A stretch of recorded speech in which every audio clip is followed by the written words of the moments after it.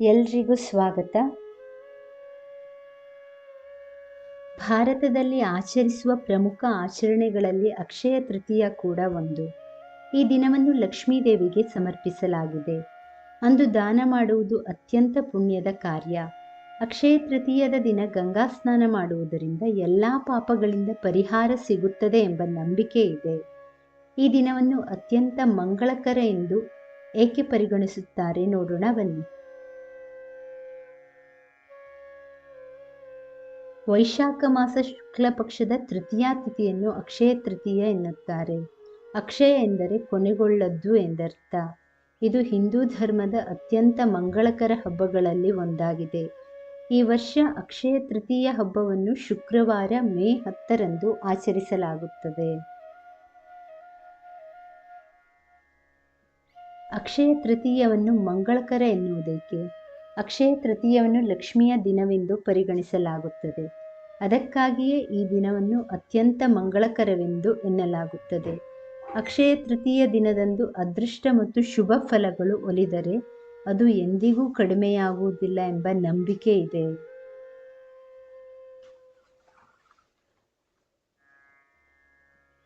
ಈ ದಿನದಂದು ಮಾಡುವ ಕಾರ್ಯಗಳು ಅಂತ್ಯವಿಲ್ಲದ ಶುಭ ಫಲಗಳನ್ನು ನೀಡುತ್ತವೆ.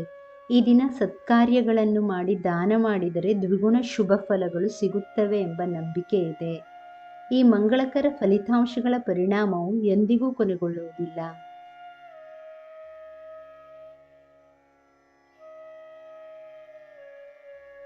ಜಪ, ತಪಸ್ಸು ಮತ್ತು ದಾನವು ಉತ್ತಮ ಫಲವನ್ನು ನೀಡುತ್ತದೆ. ಅಕ್ಷಯ ತೃತೀಯದ ದಿನ ಯಾವುದೇ ಹೊಸ ಅಥವಾ ಮಂಗಳಕರ ಕೆಲಸವನ್ನು ಮಾಡುವುದು ತುಂಬಾ ಮಂಗಳಕರವೆಂದು ಪರಿಗಣಿಸಲಾಗುತ್ತದೆ. ಈ ದಿನ ನೀವು ಪ್ರಾರಂಭಿಸುವ ಯಾವುದೇ ಕೆಲಸವು ಯಶಸ್ವಿಯಾಗುತ್ತದೆ. ಈ ದಿನದಂದು ಪಠಣ, ತಪಸ್ಸು ಮತ್ತು ದಾನವು ಉತ್ತಮ ಫಲಿತಾಂಶಗಳನ್ನು ನೀಡುತ್ತವೆ.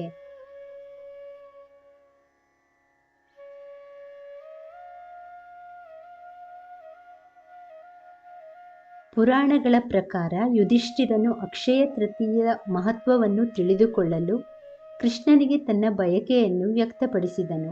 ಆಗ ಶ್ರೀಕೃಷ್ಣನು ಅಕ್ಷಯ ತೃತೀಯದ ಮಹತ್ವವನ್ನು ಯುಧಿಷ್ಠಿರನಿಗೆ ವಿವರಿಸುತ್ತಾನೆ.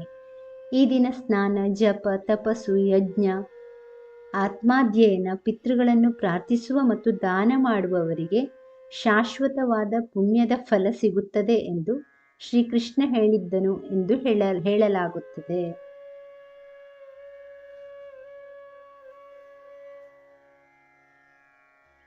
ಅಕ್ಷಯ ತೃತೀಯ ಪುರಾಣ. ಒಂದಾನೊಂದು ಕಾಲದಲ್ಲಿ ಒಬ್ಬ ಬಡ ವೈಶ್ಯ ವಾಸಿಸುತ್ತಿದ್ದ. ಅವನಿಗೆ ದೇವರಲ್ಲಿ ಅಪಾರ ನಂಬಿಕೆ ಇತ್ತು. ಆದರೆ ಅವನ ಬಡತನವು ಅವನನ್ನು ತುಂಬಾ ನೋಯಿಸಿತ್ತು. ಒಂದು ದಿನ ಅವನಿಗೆ ಯಾರೋ ಅಕ್ಷಯ ತೃತೀಯದಂದು ಉಪವಾಸ ಮಾಡಲು ಸೂಚಿಸುತ್ತಾರೆ. ಈ ದಿನ ಗಂಗೆಯಲ್ಲಿ ಸ್ನಾನ ಮಾಡಿ ದೇವತೆಗಳನ್ನು ಪೂಜಿಸಿ ದಾನ ಮಾಡುವಂತೆ ಹೇಳುತ್ತಾರೆ. ಅವನು ಅದನ್ನು ಪಾಲಿಸುತ್ತಾನೆ.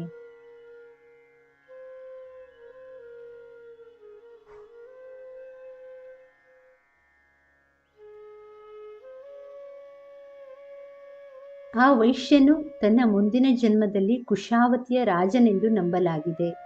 ಅಕ್ಷಯ ತೃತೀಯ ದಿನದಂದು ಪೂಜೆ ಮತ್ತು ದಾನದ ಪ್ರಭಾವದಿಂದ ವೈಶ್ಯ ಅತ್ಯಂತ ಶ್ರೀಮಂತ ಮತ್ತು ಪ್ರಸಿದ್ಧ ರಾಜಕುಮಾರನಾಗುತ್ತಾನೆ.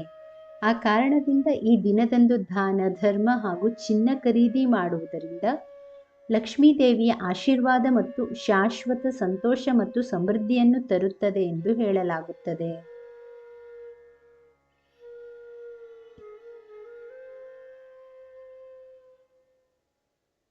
ಸ್ನೇಹಿತರೆ, ಈ ಮಾಹಿತಿ ಇಷ್ಟವಾದಲ್ಲಿ ದಯವಿಟ್ಟು ವಿಡಿಯೋವನ್ನು ಲೈಕ್ ಮಾಡಿ, ಚಾನಲನ್ನು ಸಬ್ಸ್ಕ್ರೈಬ್ ಮಾಡಿ. ಕೇಳಿದ್ದಕ್ಕಾಗಿ ಧನ್ಯವಾದಗಳು. Thank you for watching. Please like, share and subscribe to Ayushvani.